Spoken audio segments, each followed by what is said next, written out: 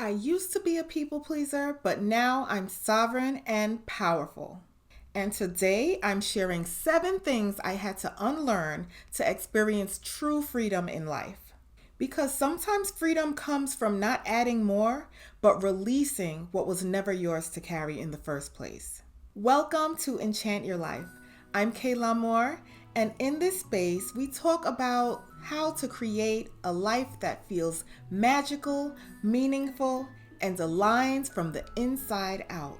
If you're into having conversations about self-worth, self-empowerment, manifestation, and living boldly as your authentic self, go ahead and hit that like button, subscribe, so we can have more discussions and conversations like this. Now, let's begin. So, number one, I had to unlearn keeping quiet to keep the peace. As a child, as many of us grew up, we were taught to be quiet. Children were to be seen and not heard. If you talk back, you'll get yelled at, you'll get in trouble. And those rules were carried over into my adulthood. And, I tried to keep the peace all the time and I didn't always speak up. And what happened was I shrunk. And shrinking does not help at all. I kept the peace with other people, or so I thought, but internally there was no peace at all, no peace in my soul. And as time went on, I had to learn to let that go and speak up if something didn't feel right, if something wasn't right for me, if it wasn't my truth, if it was uncomfortable or whatever. I had to learn to speak up.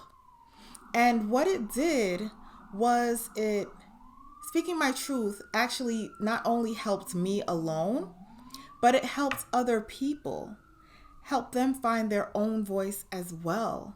And, that was something that happened that I didn't realize would happen. It was, an indirect benefit of speaking up. People cannot read my mind. They can't read your mind. And so you have to let them know how you feel, because how you feel is important. Okay? So that's the number one thing that I had to unlearn. Let's move on to the second thing. The second thing I had to unlearn was that being good meant over giving. Okay? So being a good friend, I felt like I needed to always give, always help all the time, no matter what. And being a good girl was someone who always helped out no matter what, no matter if it felt wrong for me or whatever the case is. I wanted to be that good girl and make sure people got what they wanted, right? That's kind of crazy. You can't be like that.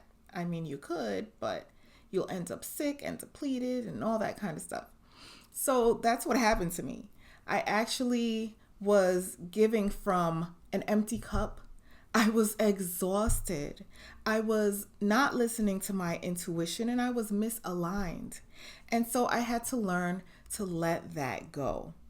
And I learned to trust my intuition, give from my overflow, fill my cup up first, and give from overflow. That's kind to me. And it's kind to everyone that I'm giving to because I'm not leaking life force. You know what I mean? Number 3, I had to unlearn worrying about what other people think about me. People are living from their own lens, their own compass. They have their own perspectives. And I used to want to fit in all the time. I used to want to show everyone that I can party hard. I would be up in the clubs back in the days, all wee hours of the morning, pushing myself, being in the thick of the crowds, up in the front of the fetes, the live performances. I had to be right in front, jumping with all the people because I wanted to prove that I was cool and I wanted people to like me.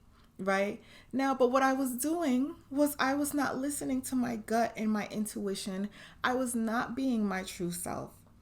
I was wanting people to like me, but I wasn't being the real me. And what that brought me a lot of anxiety, a lot of digestive issues, things like that. And I had to unlearn it. I had to stop worrying about everyone thought about me. And I was able to embrace my authentic self so that people can like me or not like me. And that would be okay because I am being true to me. And by doing that, guess what happens? My anxiety went away. All of my medical issues started to soften and dissolve. It's amazing to just be you and just don't care about what people think because, everyone has their own point of view and their own opinions, and that's okay. Number 4, I had to unlearn bottling up emotions. Emotions don't disappear when ignored. They actually fester and they ferment and they grow in different ways. They can show up as sickness. And in order to not have those emotions just come out in some crazy way or as an explosive argument when you may start looking crazy because you're having this explosion that seems to be coming out of nowhere to people on the outside. Instead of doing that, you need to express yourself. I learned how to express myself in different ways, whether it's through having conversations with people so they know how I feel. Sometimes I journal. Sometimes I write songs. Sometimes I pray to God. And I have conversations with God and I get all of my emotions out. I get guidance and I am no longer feeling sick and overwhelmed. Those explosive conversations and things like that stopped, and my life is so much better now that I'm allowing myself to express myself. Feelings are energy, and energy, it needs movement. Number 5, I had to unlearn treating myself as an afterthought. I was taught that women had to make sure they take care of everyone else first. But that script, that's backwards, right? We all know from an airplane when the oxygen masks come down, we have to take the oxygen for ourselves first before we can help someone else. So now I take care of myself through rituals like daily meditation, mindfulness, prayer. And because of that, I noticed something enchanted, right? I noticed that as I'm honoring myself, it's reflected back to me from the universe. People are more helpful to me. I'm getting signs and synchronicities that the universe has my back. It's like the universe is saying to me, girl, I got you. Number 6, I had to unlearn that boundaries are selfish. I thought that having boundaries was like me being mean or something like that. I now know that boundaries restore dignity and lets people know what's okay and what's not okay with you. That's not cruelty, that is self-respect.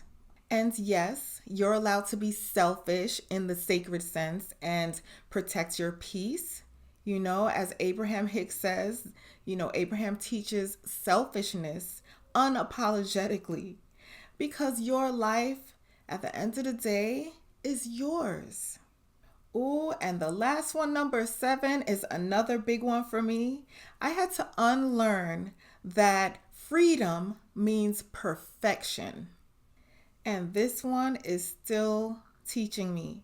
Just last week, I don't know if you noticed, but I was unable to post a video like I want to post consistently every single week. But last week, life was lifing as it does, and I was unable to post at the time that I wanted to. And I was struggling a little bit. But then I realized that this is one of the lessons that I have to unlearn. I'm unlearning it right now as we speak.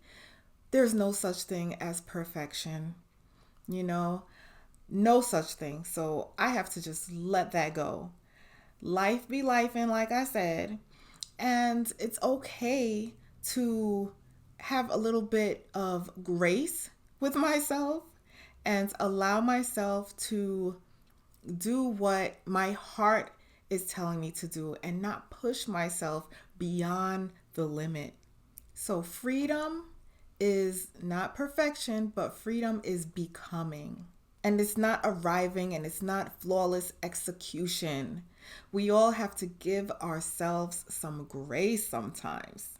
And that too is liberation.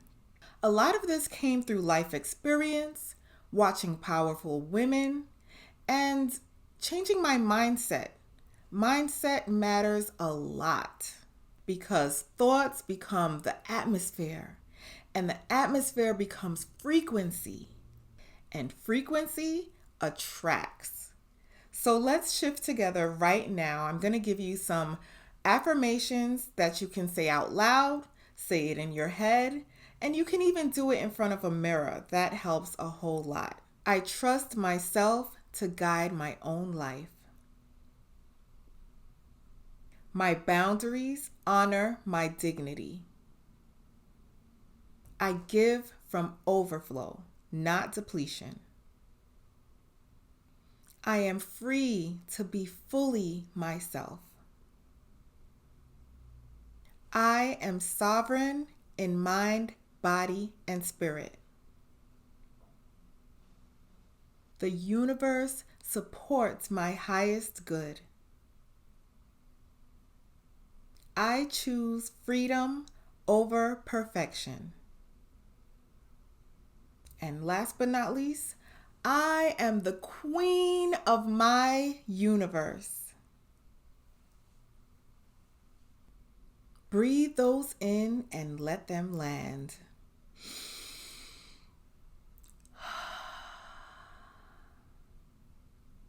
Maybe freedom is not becoming someone new. Maybe it's remembering who you were before fear taught you to perform, before guilt taught you to overgive, before silence taught you to disappear. And if any part of you has been shrinking, I hope that this is an invitation to invite you to expand, to reclaim your power, to enchant your life. If this resonated with you, please go ahead and like, subscribe, and share with anyone that you think may need it. And if you want deeper conversations like this, I invite you to join my Enchant Your Life Circle community, where we have conversations about manifestation and living an empowered life that you love and enjoy. Thank you so much for being here. Stay enchanted, and I will see you in the next video. Love you. Bye.